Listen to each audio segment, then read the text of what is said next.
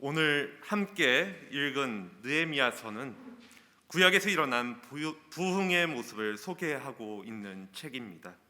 부흥이라는 단어의 사전적 의미를 찾아보면 쇠퇴하였던 것이 다시 일어나는 것 또는 다시 일어나게 하는 것을 부흥이라고 정의를 하는데, 본문을 나누기에 앞서서 느헤미야서에 대해서 간략하게 말씀을 먼저 드리면, 느헤미야서는 포로기 이후 유다 공동체의 재건에 관련한 이야기를 담고 있는 말씀입니다.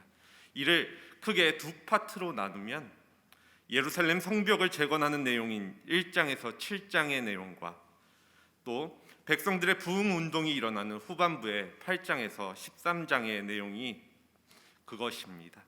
그리고 앞선 1장에서 7장에 무너진 성벽을 재건하고 또 수축하는 것이 그들의 드러나고 보여지는 부분의 일, 즉 보이는 영역의 부흥이었다라고 한다면, 8장에서 13장은 보여지지 않는 내적인 부분, 영적인 부분의 재건, 수축의 모습을 보여주는 말씀이라고 말할 수 있을 것입니다.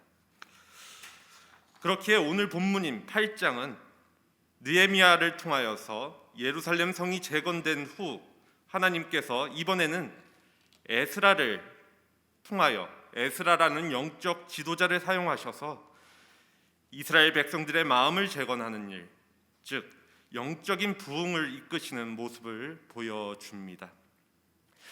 사실 이스라엘 백성들에게는 성전과 성벽이라는 외부적 재건도 꼭 필요한 일이었지만, 그들의 내부의 마음의 재건 없이는 이스라엘의 역사는 새로운 내일을 기대할 수 없었습니다.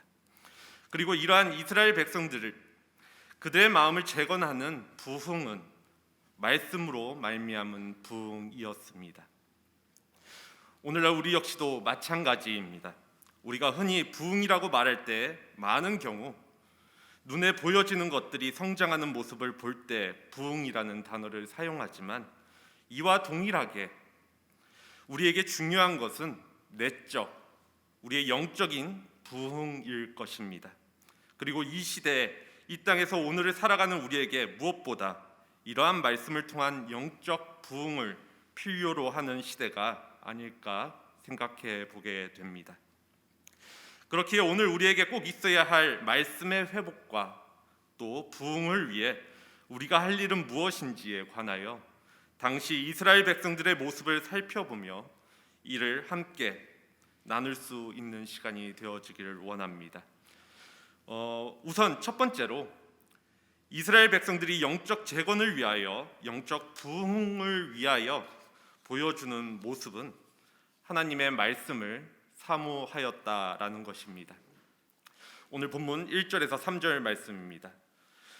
이스라엘 자손이 자기들의 성읍에 거주하였더니 일곱째 달에 이르러 모든 백성이 일제히 수문 앞 광장에 모여 학사 에스라에게 여호와께서 이스라엘에게 명하신 모세의 율법책을 가져오기를 청하매, 일곱째 달 초하루에 제사장 에스라가 율법책을 가지고 회중 앞 곧 남자나 여자나 알아들을 만한 모든 사람 앞에 이르러 수문 앞 광장에서 새벽부터 정오까지 남자나 여자나 알아들을 만한 모든 사람 앞에서 읽음에 뭇 백성이 그 율법책에 귀를 기울였는데, 모든 일에 있어서 그 시작은 매우 중요합니다. 부흥에 있어서도 이는 적용되어지는데, 부흥의 시작은 하나님의 말씀을 사모하는 것으로부터 시작되어야 한다라는 것입니다. 사실 아무리 예루살렘의 성벽을 다 지었다고 한들 하나님의 말씀이 없으면 아무런 의미가 없다라는 사실을 이스라엘 백성들은 잘 알고 있었습니다. 우리의 삶 역시도 마찬가지입니다. 집을 사고 또 차를 사면 다 이룬 것 같지만, 막상 집을 사고 차를 사도 우리의 마음에는 채워지지 않는 허전함이 있습니다. 그래서 어떠한 사람들은 그 허전함을 채우기 위해 더 넓은 집을 사려고 하고 또 더 좋은 차를 사려고 합니다. 그러나 그런다고 해서 그 허전함이 결코 채워지지 않음을 우리는 경험합니다. 그것은 본질적인 것에 대한, 즉 내적인 갈망, 내적인 배고픔이기 때문입니다. 그리고 이는 하나님의 말씀에 대한 갈급함이기도 합니다. 팡세를 쓴 파스칼은 말하기를 모든 사람의 마음에는 하나님이 만드신 하나의 공간, 즉 공백이 존재한다. 이 공백은 이 세상 그 무엇으로도 채울 수 없다. 오직 예수 그리스도를 통하여 하나님만이 채워주실 수 있는 공백이다라는 말을 남겼다고 합니다. 아무리 이스라엘 백성들이 열심히 성전을 짓고 또 무너진 성벽을 잘 쌓아도 여전히 말씀을 통한 본질적인 체험과 회복이 없다라면 그들은 하나님의 백성으로서의 참된 삶을 살 수 없다라는 것입니다. 이 세상에서 가장 불쌍한 사람은 겉은 화려하게 살고 있지만 그 속은 외로움과 공허함으로 죽어있는 사람이지 않을까 생각해 보게 됩니다. 교회 역시도 마찬가지입니다. 아무리 화려한 예배당이 있다 하여도 하나님의 말씀이 없는 교회는 죽은 교회가 될 뿐입니다. 아무리 역사와 전통을 자랑하는 교회라 할지라도, 수많은 이들이 다녀간 교회라 할지라도 말씀이 없는 교회는 생명력이 없기에 결국 무너지게 됩니다. 그러나 반대로 지금 다 쓰러져 가는 것처럼 보이는 교회일지라도 그 안에 하나님의 말씀이 살아있으면 그 교회에는 소망이 있습니다. 교회가 그 말씀 때문에 살아나게 될 것이기 때문입니다. 그렇기에 이전의 말씀인 다시 채워지기 원했던 이스라엘 백성들의 말씀을 향한 간절함은 다양한 모습으로 보여지게 또 드러나게 됩니다. 특별히 본문 곳곳에서는 모든 백성이라는 말을 강조합니다.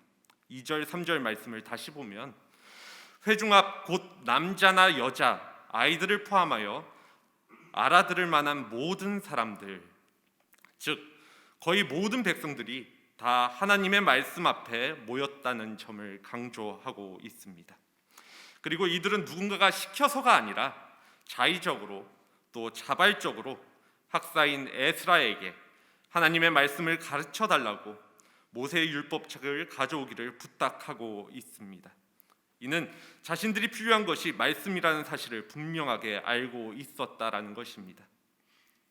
또한 이들은 새벽부터 정오까지 말씀을 읽었습니다. 새벽 몇 시부터 시작했는지 오늘 본문 속에서는 정확하게 나타나 있지 않지만 새벽이라고 했으니까 늦어도 아침 6시는 되었을 것입니다. 즉 아침 6시부터 정오까지라고 해도 에스라가 대략 6시간 동안이나 하나님의 말씀을 읽었고 모든 백성들은 귀를 기울여 하나님의 말씀을 들었다라는 것입니다. 이 당시 상황을 이해한다면 이것은 쉽지 않은 일입니다. 이스라엘 백성들은 불과 52일 만에 그 큰 예루살렘 성벽의 공사를 마쳤던 상황이었고 이러한 고된 노동 후에 휴식을 갖고 싶은 것이 육을 가진 인간의 본능적인 생각일 텐데 이스라엘 백성들은 당시의 피곤함보다 더 중요한 것이 말씀이었습니다. 사실 지금 우리도 예배를 드리고 또 말씀을 나누고 있지만 주중에 바쁜 나날을 보내고 또 이 자리에 나와 5시간, 6시간 동안 지속적으로 말씀을 나누고 예배하는 일이 계속된다는 것은 쉬운 일이 아니라는 사실을 잘 알고 계실 것입니다. 아무리 잘 나가는 또 탁월한 목회자가 와서 설교를 한다고 하더라도 6시간 연속으로 설교를 한다면 말하는 사람도 또 듣는 사람도 지칠 수밖에 없습니다. 물론 당시의 상황은 에스라 혼자서 말씀을 전달하는 상황이 아니라 4절을 보면 그의 우편에 6명 또 좌편에 7명 총 13명의 사람들이 돌아가면서 하나님의 말씀을 읽는 형태였을 것입니다. 그럼에도 불구하고 5시간, 6시간 동안 말씀을 듣고 있다는 사실은 그들이 얼마나 말씀을 사모하였고 또 그들의 심령에 그 말씀을 채우기를 원했는지 보여주는 장면입니다. 물론 우리들에게도 이러한 기억이 모두 다 있으실 것입니다. 1900년대 초 평양 대부흥 운동까지 가지 않아도 제가 어렸을 때인 80년대 또 90년대 초까지만 하더라도 교회에서는 부흥사경이라는 타이틀을 가지고 많은 집회가 있었던 기억이 납니다. 저도 부모님을 따라서 하루에 아침, 점심, 저녁으로 서너 번씩 예배를 드리고 또 저녁 집회의 경우 7시에 시작을 하면 12시가 넘어서 끝나는 경우도 많이 있었습니다. 단순히 누가 시켜서가 아니라 그 긴 집회의 시간에도 말씀을 듣기를 원하고 또 이를 갈망하며 사모하는 마음들이 사람들 가운데 많이 있었다는 것입니다. 이는 당시의 사람들이 지금보다 금전적으로 또 시간적으로 여유가 훨씬 많이 있어서도 아니고 지금보다 사람들이 순진하여서 남이 시키면 따라했기 때문도 아니었습니다. 그래서 혹자들은 이 시절이 어찌 보면 한국 기독교에서 가장 부흥했던 시기, 부흥기가 아니었을까 말하기도 합니다. 이처럼 말씀을 갈급하고 또 사모하는 것이 부흥의 시작입니다. 그런데 말씀을 사모하는 것보다 더 중요한 것이 우리에게는 있습니다. 그것은 말씀에 대한 순종입니다. 그렇기에 이스라엘 백성들이 보여주는 두 번째 모습은 에스라가 율법책을 읽을 때 그것을 하나님의 말씀으로 받았다라는 것입니다. 본문 5절 6절입니다. 에스라가 모든 백성 위에 서서 그들 목전에 책을 펴니 책을 펼 때에 모든 백성이 일어서니라. 에스라가 위대하신 하나님 여호와를 송축하매 모든 백성이 손을 들고 아멘 아멘 하고 응답하고 몸을 굽혀 얼굴을 땅에 대고 여호와께 경배하니라. 에스라가 강단에 서서 율법책을 펼 때 모든 백성들이 일어섰습니다. 그리고 에스라가 위대하신 하나님의 이름을 송축할 때 모든 백성들이 아멘 아멘 하고 응답하며 몸을 굽혀 얼굴을 땅에 대고 하나님께 경배하였습니다. 말씀을 들으려고 말씀 앞에 일어났다는 것은 말씀에 대한 경외심을 보여주는 모습입니다. 그리고 그 말씀을 들을 때 손을 드는 행위는 말씀에 대한 존경을 표현하는 것입니다. 이는 우리가 찬양할 때에도 마찬가지입니다. 우리가 손을 들어 찬양을 드림은 하나님에 대한 존경의 표현이고 또 하나님 앞에 자신을 전적으로 맡긴다는 신앙의 고백입니다. 또한 아멘 아멘 응답하고 몸을 굽혀 얼굴을 땅에 대고 하나님께 경배하였던 그들의 반응은 그 하나님의 말씀이 진리임을 믿습니다라는 표현입니다.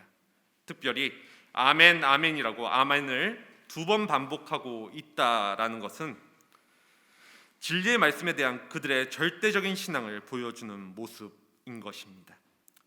또한 이스라엘 백성들의 행동은 여기서 그치지 않습니다. 그들은 몸을 굽혀 얼굴을 땅에 대고 여호와께 경배하였습니다. 이 말은 하나님의 말씀 앞에 자신을 완전히 순복하겠다라는 표현입니다. 하나님께 나를 내려놓고 하나님의 말씀이 나를 통제해 달라고 요청하고 있는 것입니다. 이는 에스라가 율법책을 읽을 때 이스라엘 백성들은 그 말씀을 하나님의 말씀으로 들었다라는 것을 의미합니다. 이는 우리에게도 적용되어집니다. 즉 성경 말씀을 단순히 문자나 책의 내용이 아니라 어떤 도덕과 같은 도덕책의 이야기가 아니라 하나님의 말씀으로 받을 수 있는 우리의 자세가 필요하다라는 것입니다.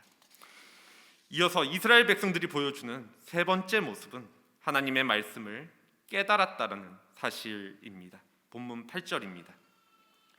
하나님의 율법책을 낭독하고 그 뜻을 해석하여 백성에게 그 낭독하는 것을 다 깨닫게 하니 에스라가 율법책을 읽어줄 때 이스라엘 백성들은 귀를 기울여 들었고 그 말씀을 하나님의 말씀으로 받았습니다. 그러나 그 말씀의 의도나 의미를 깨닫지 못한다면 그것은 아무 의미가 없습니다. 사실 당시 이스라엘 백성들은 하나님의 말씀을 아무리 귀 기울여 들었어도 즉시 그 말씀을 깨닫기는 쉽지 않았습니다. 그 이유는 두 가지 이유가 있는데, 첫 번째로는 에스라가 읽은 율법책은 히브리어로 써져 있었기 때문입니다. 그런데 당시 유대인들은 일반적으로 아람어를 사용했습니다. 그래서 히브리어를 공부한 사람이 아니면 성경을 읽고 또 해석하는 것이 쉽지 않았던 것입니다. 그러므로 히브리어를 아는 사람들이 통역해 주지 않으면 이를 들어도 알기가 쉽지 않았다라는 것입니다. 그리고 두 번째 이유는 하나님의 말씀은 성령의 감동으로 된 것이기 때문에 아무나 그 뜻을 쉽게 알지 못하였다라는 점입니다. 그래서 백성들이 자리에 서 있는 동안 에스라를 비롯한 그 주변에 있던 사람들이 그들에게 통역을 해주고 또 그 뜻을 풀어줘서 말씀을 깨닫게 해주었습니다. 왜냐하면 당연하게도 이것이 이스라엘 백성들이 수문 앞 광장에 모여 에스라를 통하여 하나님의 말씀을 듣고자 하는 목적이었기 때문입니다. 즉 말씀을 사모하기에 그것을 듣고 그 말씀의 의미를 이해할 목적으로 그들은 더욱 집중하여 듣고자 한 것입니다. 오늘 본문을 포함하여서 느헤미야 8장에서는 말씀을 깨닫는 것의 중요성에 대하여 6번이나 반복적으로 강조하는 모습을 보여줍니다. 다시 2절 3절로 돌아가면 알아들을 만한 사람들에게 말씀을 들려줬다라고 기록하고 있고, 또 7절 8절에서는 여러 지도자들이 백성들에게 말씀을 깨닫게 하는 일에 헌신하고 있음을 보여주고 있습니다. 또한 이어지는 12절 13절에서는 그들이 읽어준 말씀을 밝히 알고자 하였고 또 밝히 알게 되었다라고 기록을 합니다. 우리에게도 이렇게 말씀을 깨닫는 과정들이 필요합니다. 성경에는 어려운 구절도 많이 있고 또 성경이 쓰여진 시대와 지금은 너무나도 다릅니다. 역사적 배경도 또 이스라엘과 한국의 문화도 다르고 또 언어도 다르며 그 언어가 품고 있는 뉘앙스 역시도 다릅니다. 그렇기에 똑같은 말로 번역을 했어도 그 뉘앙스를 전달하지 못할 때가 많이 있습니다. 그래서 해석도 필요하고 또 깨달아질 수 있는 성경 공부 역시도 우리에게 필요한 것입니다. 또한 이러한 깨달음이 있을 때에만 우리는 그 말씀이 우리의 가슴속 깊이 박히게 되어지고 또 그것을 통하여서 말씀을 삶에 실천하며 살아갈 수 있게 되어집니다. 이는 곧 우리는 깨달은 정도만큼만 그 말씀을 붙잡고 이 세상을 살아가게 된다라는 것입니다. 아무리 우리가 말씀을 많이 듣고 또 읽어도 그 깨달음이 없이는 그 말씀이 우리 삶의 모습으로 드러나기 쉽지 않음을 잘 아실 것입니다. 마치 우리가 아무리 음식을 많이 먹어도 또 그것이 귀하고 몸에 좋은 음식이라 할지라도 우리가 그 음식을 소화하지 못한다면 그 음식은 우리의 피가 되고 살이 될 수 없는 것과도 같습니다. 많이 먹어도 그것을 소화하지 못하고 다 토해내 버린다면, 즉 말씀을 듣고 그것이 내 것이 되지 못한다면 우리에게 말씀은 빛 좋은 이야기에 불과할 것이라는 것입니다. 그렇기에 말씀을 많이 읽고 또 듣는 것 이상으로 중요한 것이 바로 깨달음입니다. 성령님의 도우심을 통하여서 깨우치심을 기도하며 말씀을 공부하고 묵상하셔야 한다는 것입니다. 마지막으로 이스라엘 백성들이 보여주는 모습은 말씀에 반응하는 것이었습니다. 본문 9절 10절입니다. 백성이 율법의 말씀을 듣고 다 우는지라 총독 느헤미야와 제사장 겸 학사 에스라와 백성을 가르치는 레위 사람들이 모든 백성에게 이르기를 오늘은 너희 하나님 여호와의 성일이니 슬퍼하지 말며 울지 말라 하고, 느헤미야가 또 그들에게 이르기를 너희는 가서 살찐 것을 먹고 단 것을 마시되 준비하지 못한 자에게는 나누어 주라. 이 날은 우리 주의 성일이니 근심하지 말라. 여호와로 인하여 기뻐하는 것이 너희의 힘이니라 하고, 우리가 읽고 깨닫는 말씀이 우리의 삶에 녹아들기 위해서는 무엇보다도 중요한 것이 그 말씀에 합당한 반응을 해야 하는 것입니다. 이에 대하여 본문 속 이스라엘 백성들이 보여주는 반응은 정서적인 반응, 그리고 또 의지적인 반응으로 나뉘어져서 반응을 보여주는 모습을 보여줍니다. 먼저 정서적인 반응으로는 그들은 무엇보다 눈물과 기쁨으로 반응하였습니다. 9절은 이렇게 시작을 합니다. 백성이 율법의 말씀을 듣고 다 우는지라. 그들이 운 이유에 대해서 생각해 보면 말씀에 대한 감동도 있었겠지만, 느헤미야서의 전체 문맥을 들여다보면 이 눈물은 그들의 죄에 대한 말씀의 지적 앞에 흘린 눈물이었을 것입니다. 히브리서 4장 12절은 하나님의 말씀은 살아있고 활력이 있어 좌우의 날선 어떠한 검보다 예리하여 혼과 영과 및 관절과 골수를 찔러 쪼개기까지 하며 그 마음의 생각과 뜻을 판단하나니라고 기록을 합니다. 하나님의 말씀은 나의 모든 것을 꿰뚫어 보게 한다라는 것입니다. 어떤 사람이 랍비에게 찾아와서 랍비여, 나는 토라를 3번 훑었습니다. 3번 읽었습니다. 라고 말했더니 랍비가 조용히 웃으면서 이렇게 얘기했다고 합니다. 그러면 토라는, 말씀은 당신을 몇 번 훑었습니까?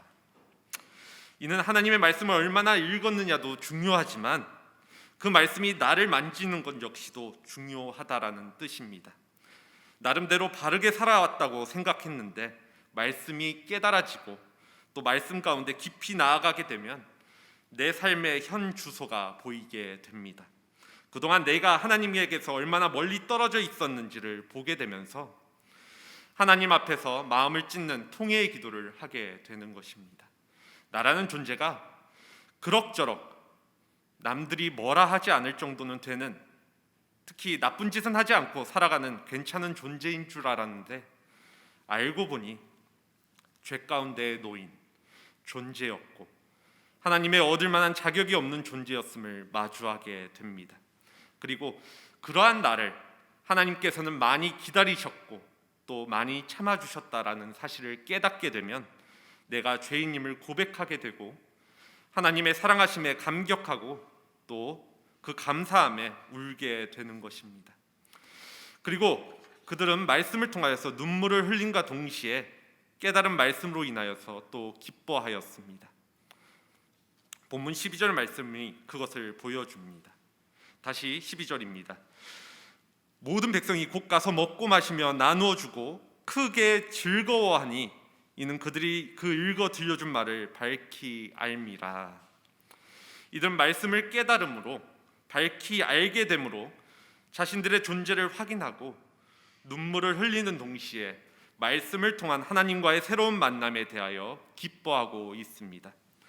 느헤미야는 바로 이때 10절 후반부 말씀을 통하여서 여호와를 기뻐하는 것이 너희의 힘이니라 라고 선포합니다. 오늘 여기 함께 하시는 분들은 최근에 눈물과 기쁨으로 말씀을 읽고 또 받으신 때가, 또 깨달으신 때가 언제였는지, 그리고 그것으로 인하여서 우리가 살아가는 힘을 정말로 느끼고 있는지 질문 드려 봅니다.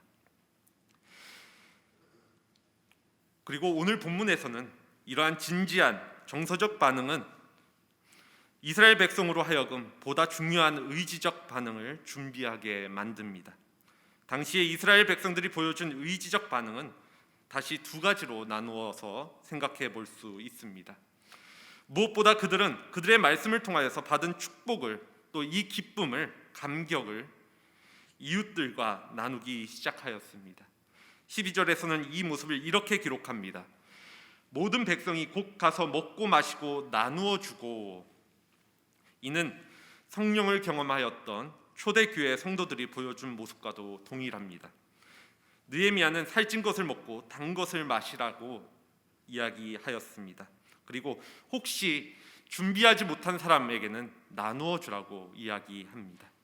이 말은 그 기쁨을 나누고 또 지쳐있던 힘을 회복하라라는 것입니다. 우리에게는 눈물의 회개도 필요하지만 그것이 그리스도인의 궁극적인 모습은 아닐 것입니다. 하나님의 말씀은 1차원적으로 우리가 죄인임을 깨닫게 만드시고 또 우리가 우리 자신을 절망하게 만들기도 하지만 그것이 궁극적인 목적은 아니라는 사실입니다. 저는 개인적으로 신앙은 고행의 길이 아니라고 생각을 합니다. 물론 세상의 다른 사람들이 보기에는 그것이 고행처럼 보일 수 있을 것입니다. 하지만 믿는 자의 입장에서는 말씀을 깨닫게 되어지고 또 죄가 드러난 날은 우리가 그리스도의 사람으로 그 안에 영원히 머물게 되어지는 날입니다. 그러므로 우리는 충분히 기뻐할 수 있는 날인 것입니다. 그렇기에 말씀을 깨달음으로 하나님과의 친밀한 교제를 회복해서 기쁨 가운데 주님이 주신 일을 감당하는 것이 우리가 하나님의 말씀과 함께 살아가는 길이 되어집니다. 그리고 하나님 말씀 때문에 기뻐할 것이 많은 사람은 진정으로 복된 사람이고 그것이 우리가 살아가는데 힘이 되어지게 만듭니다. 그리고 이어지는 느헤미야 9장 이하의 말씀을 읽어보면 이제 이스라엘은 그들이 듣고 깨달은 말씀을 하나씩 실천에 옮기기 시작합니다. 즉 이스라엘이 보여준 궁극적인 반응은 순종이었던 것입니다. 그리고 그것이야말로 이 땅에 돌아온 에스라의 비전은 아니었을까 생각해 보게 됩니다. 에스라 7장에서는 이 사실을 이렇게 기록합니다. 에스라 7장 10절입니다. 에스라가 여호와의 말씀을 연구하여 준행하며 율례와 규례를 가르치기로 결심하였더라. 오늘 읽었던 느헤미야의 비전이 성벽 재건이었다면 오늘 에스라의 비전은 이스라엘 백성들의 영적인 재건이었습니다. 그리고 에스라는 먼저 하나님의 말씀을 자기의 삶에 적용시키고 또 이를 순종하는 일에서부터 이스라엘 백성의 영적 재건을 위한 계획을 시작합니다. 에스라라는 한 사람의 순종이 이스라엘의 역사를 바꾸기 시작한 것입니다. 오늘 말씀을 정리합니다. 오늘 느헤미야서는 성벽 재건을 마치고 영적인 재건을 원하는 이스라엘 백성들의 마음을 여실히 드러내주고 있습니다. 그들은 모두 말씀을 사모하고 또 갈망했으며 그것을 하나님의 말씀으로 받아들이고 또 이것을 깨달아 마음에 새김으로 그에 합당한 반응과 순종의 모습을 보여줍니다. 누군가가 선동해서가 아니라 함께 나서서 참여하는 방식으로의 모습이었습니다. 정말 이 시대에 우리가 재건해야 할 것은 우리의 영적 부흥이라는 생각을 다시 한번 해보게 됩니다. 그리고 그 시작은 우리 모두가 하나님의 말씀을 사모하는 것으로부터 시작합니다. 몇 주 전 2021년을 마무리하고 2022년을 시작하는 송구 영신 예배를 드리며 우리 교회가 다짐했던 주제 역시도 말씀을 사모하는 한 해가 되자라는 것이었습니다. 몇 주 전 그때의 고백과 우리의 그 외침을 잘 기억하며 살아가고 계십니까? 저는 우리 교회가 또 우리 성도님들 한 분 한 분이 매 순간 마음 깊은 곳에서 말씀을 사모함으로 진정한 영적인 부흥이 일어나기를 또 이 일에 모두 함께 참여하기를 기대합니다. 이번 주부터 우리 교회는 수요 열린 모임을 통하여서 간추린 성경을 시작합니다. 특별히 말씀을 이해하고 바라보는 관점을 넓히고자 하는데 어디서부터 또 어떻게 시작할지 잘 모르겠다 하시는 분들에게 좋은 기회의 시간이 되어질 것입니다. 그리고 오늘 여러분과 저 안에 일어나는 말씀에 대한 갈망과 사모함은 개개인의 영적 부흥을 넘어서 새 시대를 가져오는 부흥의 씨앗이 될 것입니다. 그렇기에 말씀을 사모하고 그것을 깨달음으로 우리의 신앙이 회복되어지고 또 재건되어지는 부흥의 역사를 경험하는 우리 한사랑교회 공동체 모두가 되어지기를 간절히 소원합니다. 이 시간 함께 기도하겠습니다.